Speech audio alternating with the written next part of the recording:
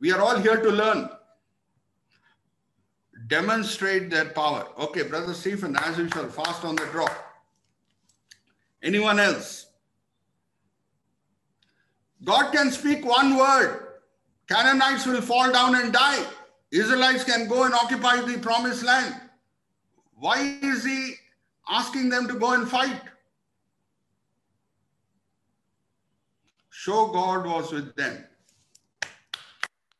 Very good. Thanks for responding, dear friends. Basically, for two reasons. One, they had to learn to depend upon God's power. Hallelujah, praise the Lord. In future also, in the history of Israel, there are many occasions when the Israeli army will be outnumbered by the enemy's army. But because the presence of the Lord would be with the Israeli army, as the power of the Lord would be with the Israeli army, they would be able to defeat the enemy armies which are bigger in number. Are you with me? They had to learn to depend upon God's power. By going to war against the Canaanites, they are demonstrating their faith in God. Hallelujah, praise the Lord. Lord, we are not as strong as them.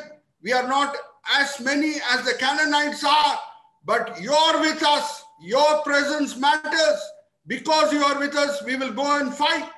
You will enable us to score a victory. That is what God wanted. Are you with me? To demonstrate their faith. I told you Bible study, 3 parts. Observation, interpretation, application. As Christians, are you facing any difficulty which is appearing beyond your strength? Are you facing any problem which is appearing so big that you think it is beyond your strength to solve that problem? That is the time to exercise your faith. Depend upon God. Apply His power. Go strengthened by His power to face that problem and overcome it. Hallelujah. Praise the Lord. Are you with me? You are being insulted. You are being insulted. People are treating unfairly, behaving unfairly with you. Now, if you go for a tit-for-tat policy, you would be disobeying God to some extent, of loving your enemies. It is beyond your own strength to forgive them, those who are not very fair with you. Depend on His power to forgive. Hallelujah, praise the Lord. Not easy, I repeat, not easy. Depend on His power to forgive. Depend on His power to love your enemies. Not easy, but let us learn. Hallelujah, praise the Lord. Are you with me? Because we are in the new covenant dispensation. Okay. Second reason what God wanted to show to the Israelites is, how are these Canaanites going to be dealt with by the Israelites?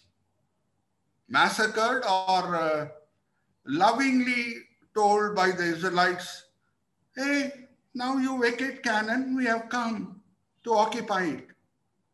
They are going to massacre them, or they are going to tell lovingly to the Canaanites, please move over, we have come from Egypt. Brother Stephen? Massacre, right? So what was God teaching them? What was the spiritual condition of the Canaanites? You see, some of you were not there when we did the Bible study of the book of Leviticus. They had slipped to that level of sinning. The Canaanites had slipped down to that level of sinning that they were having sexual relationship with the animals. You have not read book of Leviticus. But I would encourage you to read book of Leviticus. Anyway, we'll see whether we can once again touch upon it. But anyway, let me share with you. The Canaanites had slipped down to that levels of sinning that they were having sexual relationship with animals. Now, what was God teaching to the Israelites?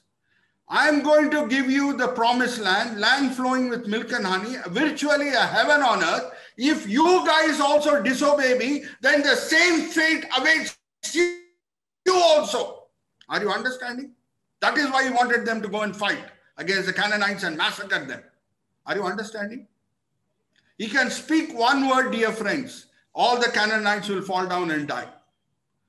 But he was teaching them two lessons. One, exercise faith in God as they're going to fight. Second, see the extent of God's punishment upon the Canaanites. They had slipped down to such levels of committing sexual sins with the animals, and they are going to get massacred. That means if you Israelites are also going to follow suit, if you are also going to be like the Canaanites, you will also be massacred by your enemies. That is the lesson he wanted to teach them. Are you with me? Are you all with me? Now the second question. Brother Stephen, be ready. Huh? Group, be ready. Second question is coming your way. The question is, the Canaanites did not have the law. Pastor, Canaanites did not have the law. How is God accusing them of committing sin? What answer do you give? The Canaanites did not have the law, unlike the Jews. So on what basis is God judging them? We have an expert in the book of Numbers here, Brother Stephen. Just read it out to us, brothers. Stephen, Romans chapter 2, verses 13 to 15. Romans 2, 13 to 15. Read loudly, brother. Romans 2, 13 to 15.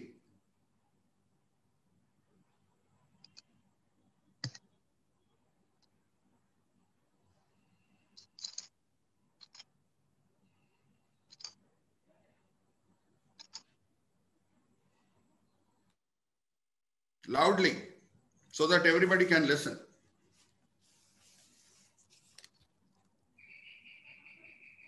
Romans 2, 13 to 15.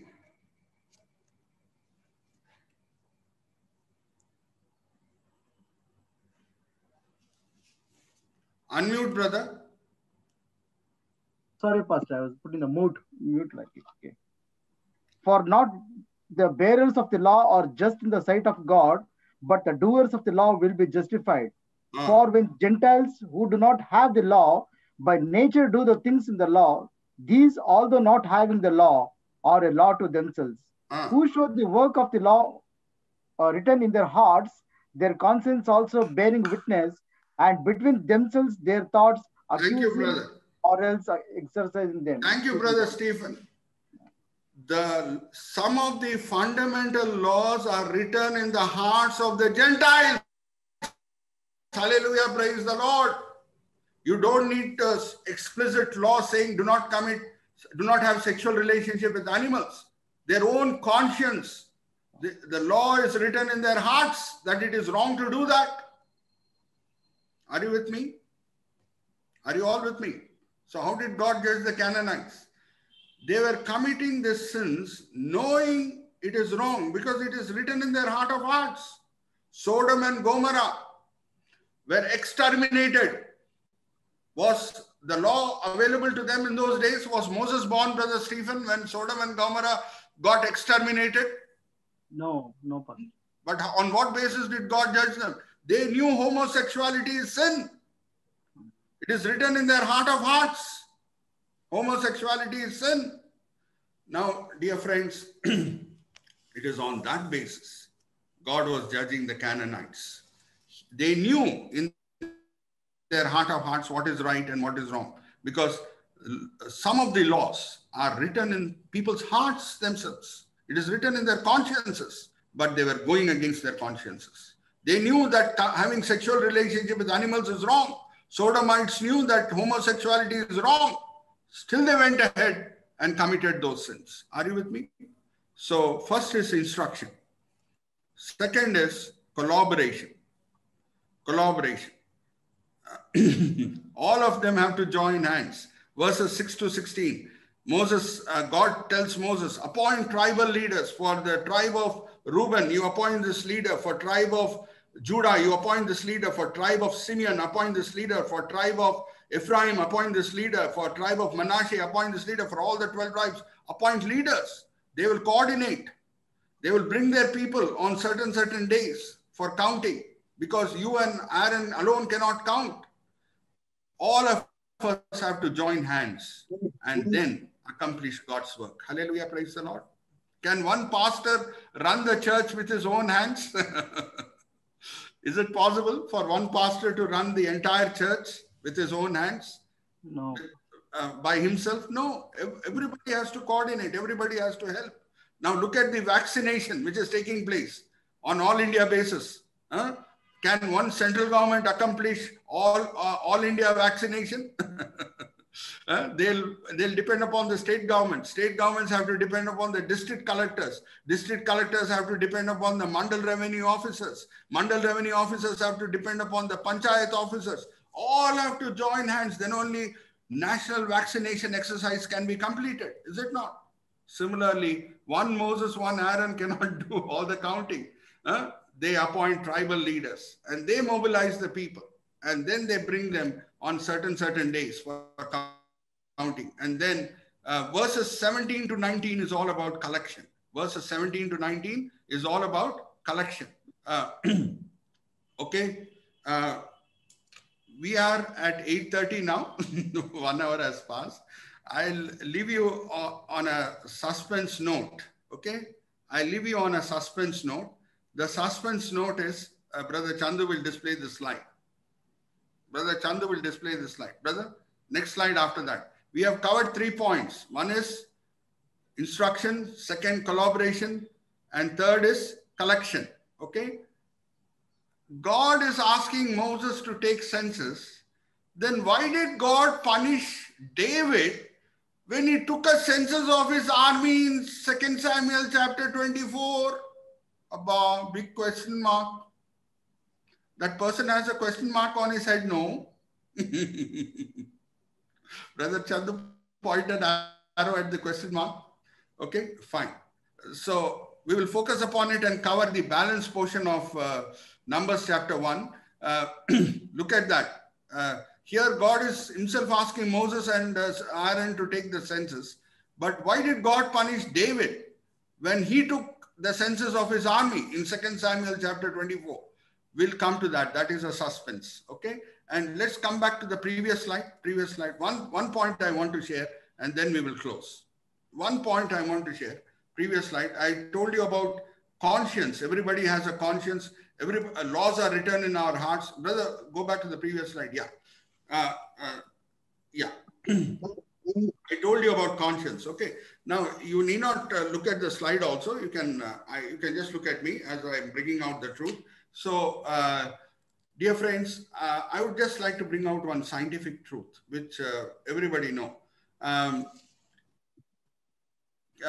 many of us know how the lie detecting machines work? Just say yes only in the public chat. Otherwise, we are all here to learn. How do the lie detecting machines of the police stations work, or which is accepted by the law work? How do the lie detecting machines work? Listen to me very carefully. I'm closing now. Dear friends, first they will take your heartbeat, your pulse rate, by asking you fundamental questions for which you will have to tell the truth only. What is your name? Suresh Manoharan. What is your father's name? A.R. Manoharan. What is your wife's name? Shiba Rani Suresh. Where do you stay? Sanjeev Reddy Nagar. What is your occupation? I am a church pastor. All these are truths, right? So they will see my pulse rate and heart rate when I'm speaking the truth and nothing but the truth. And dear friends, now coming to the questions concerning my case, assuming I've been caught doing something wrong and I'm trying to hide the truth from the police, from the law. God forbid, I will never do that. Hallelujah, praise the Lord. But I'm just giving you an example. Now, when they come to the questions regarding the case, if I utter a lie, my pulse rate, my heart rate will go awry, because God has created me to say the truth and nothing but the truth. Hallelujah, praise the Lord.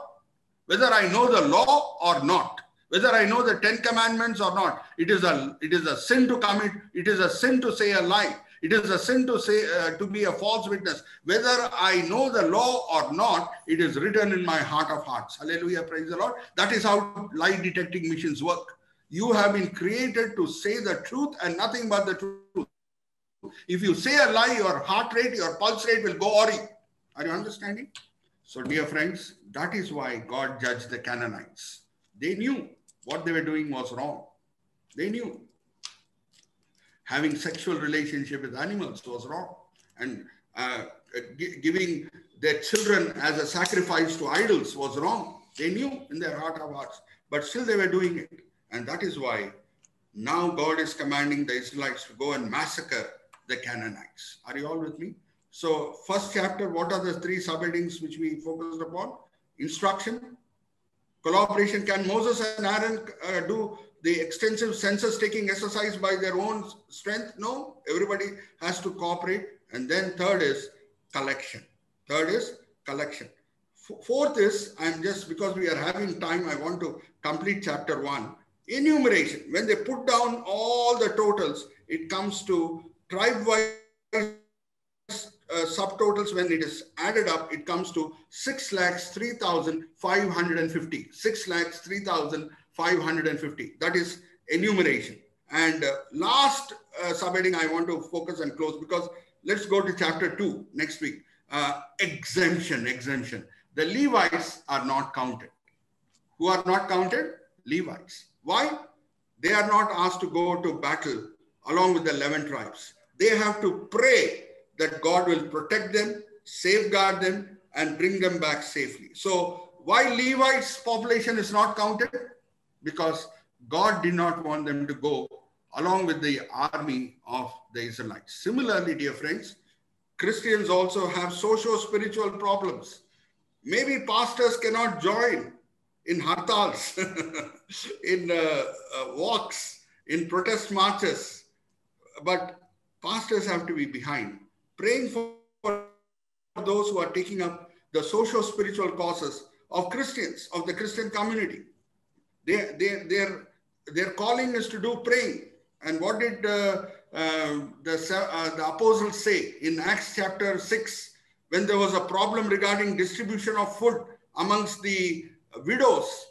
The apostles said, we will appoint 7 leaders for you, 7 deacons. Okay, they will take care of the food distribution problem. We are here to spend time in prayer and for preaching the word of God. Same thing with the Levites. Let us read, I'm closing now. Acts chapter 6 verse 1. What do the apostles say? What is our calling? What is our ministry? Acts chapter 6 verse 1 and 2. Brother Stephen, please read it out. What do the apostles say? Now in those days, when the number of the disciples was multiplying, there arose a complaint against the Hebrews by the Hellenists, because their widows were neglected in the daily distribution. Then the 12 summoned the multitude of the disciples and said, it is not desirable that we should leave the word of God and serve tables. Therefore, brethren, seek out from those among you 7 men of good reputation, full of Holy Spirit and wisdom, whom we may appoint over this business. But we will give ourselves continually to prayer and the ministry of the word. We will give ourselves continually to what, Brother Stephen? To prayers and for preaching of the word. So if pastors come into social spiritual causes, then who will do the praying? Who will do the preaching? So Levites are not required to join in the battle. Levites are not required to join in the battle. So what are the 5 subheadings? I'm closing now. Chapter 1. First is instruction. Take census. Second, collaboration. Everybody have to join hands. Otherwise, census cannot be taken. Third, what is the third one? Collection. Figures are collected. Figure is arrived at 6,03,550. Okay. That is enumeration. After collection, after figures are taken, it is analyzed and tribal-wise population is arrived at and final figure is arrived at. Enumeration. And last subheading is exemption. Who is not required to go to battle? The Levites. Okay. So we'll close here. See, basically I wanted to cover up chapter 1 so that we can go to chapter 2. Okay, we'll close here. I request Sister Jyoti to lead us in closing prayer. Sister Jyoti, and then afterwards we will all say the Lord's Prayer and I will pronounce the benediction. Sister Jyoti. Amma Jyoti. Our gracious and Heavenly Father, we thank you once again for this time that you have given to us, O Lord. At this time, we come to your presence once again, O Lord. Thank you, Lord, for the awesome time of worship and Bible study that you have given to us. We thank you for your sacrifice on the cross, O Lord, and the assurance that you're always with us. We thank you, Lord, for each and every lessons that you teach to us, Lord. As we meditated and studied your word, we thank you, Lord, that you spoke to us, O Lord, that you spoke to our hearts, O Lord. May our lives never be the same again, O Lord, that we confirm that the Lord is the Lord of every aspect of our life. During a lifetime, O Lord, we have tasted your greatness and blessedness in our lives. Teach us, Lord, to be thankful to you, O Lord. Strengthen our faith, O Lord, and help us to depend on you, O Lord. At this time, we pray for the ones who are sick, O Lord, that your healing touch will be upon them.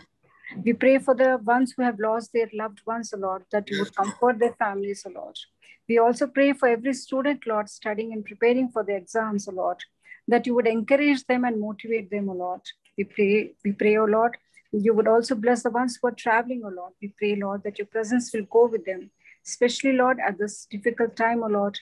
We pray that your hand would protect us, O Lord, and that your healing touch will cover all of us, Lord. We pray for our pastor, Lord. We thank you for the word and the lesson that you have taught us, O Lord. We ask you to protect us under your wings, O Lord. We thank you once again for this time that you've given to us. We pray for all the families who have joined, O Lord, that you would protect them and shield them, O Lord Jesus. Thank you once again. And we ask all this in the name of our Lord and Savior, Jesus Christ. Amen. Please mute yourselves and say the Lord's Prayer so that there is no echo effect. Our Father who art in heaven, hallowed be thy name. Thy kingdom come, thy will be done on earth as it is in heaven. Give us this day our daily bread and forgive us our trespasses as we forgive them those who trespass against us. And lead us not into temptation, but deliver us from evil. For thine is the kingdom, the power and the glory forever and ever. Amen. Now may the love of God, the grace of our Lord Jesus Christ, and the sweet, edifying, enjoyable, empowering, and the illuminative presence of the Holy Spirit rest and abide with each one of us now and forevermore. Amen.